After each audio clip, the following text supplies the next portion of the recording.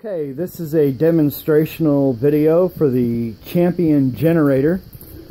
3,500 watts, you know, but it's rated watts. It's 3,000 watts, so that's what I'm calling it. As a former Local 1 electrician, is a 3,000 watt generator. I want to show you that it works and how easy it is to start and use and everything. I'm probably going to make this video public because a lot of people don't know about their generators, man, and they quit working and they're like, well, why do they quit working? Well, you have a petcock here that shuts off your fuel, and basically it's usually marked, this is fuel on, as you can see by the indicator right here, and that's fuel off. Usually you go in line with the fuel line and that's on. So if it's not marked, just assume that if your petcock valve is in line with your fuel line, it's on. If it's perpendicular, it's off.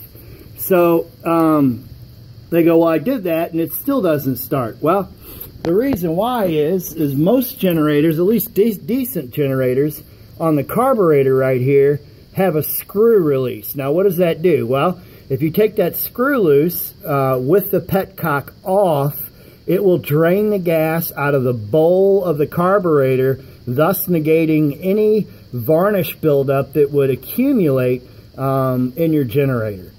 So that right there is the biggest destroyer of generators, because the carburetor goes bad, it gets varnished up.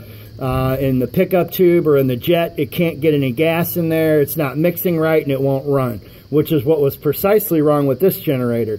That will be fixed. Well, no, it's not. That was fixed, but it's not a difficult fix is what I'm trying to say. You'll have to excuse me, it's early in the morning.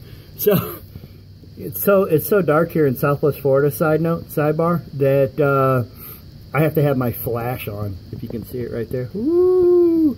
Okay, so let me see if I can find any identifying markers. I've got the model number for this thing. So Champion model number, again, mine doesn't really focus good on text. 46595, 60 hertz, 3600 RPM, single phase. And you can read it right there. AC volts, 120, it's 25 amp, 3000 watt, and blah, blah, blah.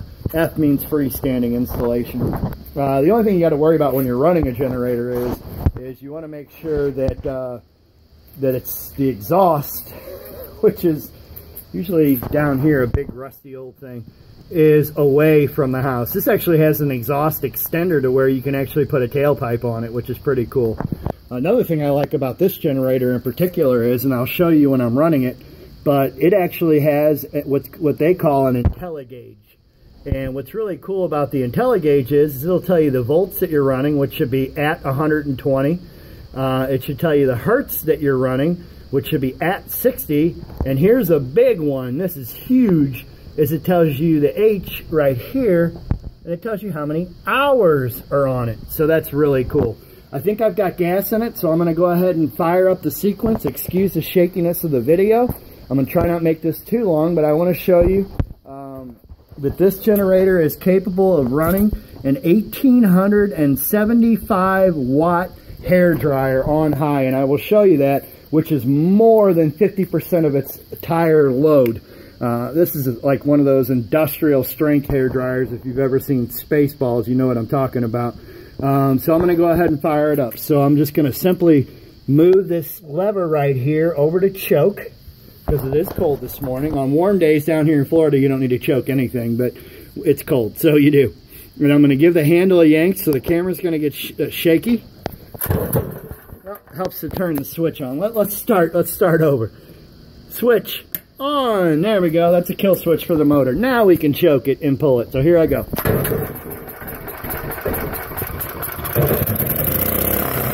like that, it fires up. Right now, you can see it's running at 126 volts, 62.6 hertz. And this generator only has 21 hours on it. 21 hours, very low, very low. We're going to go back to volts. Now to generate the power, you want to turn the circuit breakers on. Now what I'm going to demonstrate for you is this hair dryer. This is the blower speed, and there you heard it kick in. The hair dryer is now running. If I turn it off, hear the load come off of it. Hear the load come off of it. All right, I'm going to kick it on again. It's on. I don't know if there's any way to demonstrate that it's on. Now I'm actually going to hit the boost button on this. It puts it under the full 1875 load.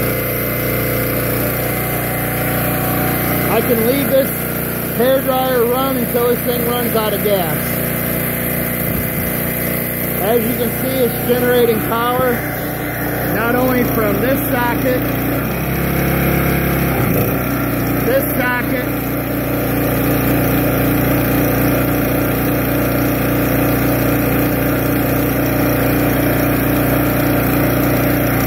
I'm going to go ahead and turn it off so I don't have to yell into the video.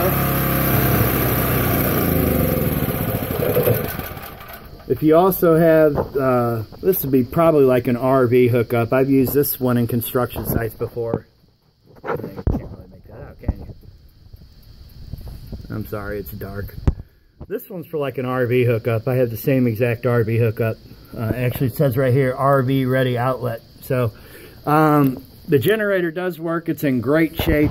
And if you buy it, I know you'll enjoy it. And like I said, I'm going to leave this video public so that people are aware of how to take care of their generator and make sure that it gives them many years of service and not, you know, crap out on them after 21 hours. So I'm going to conclude the video. Thank you for watching.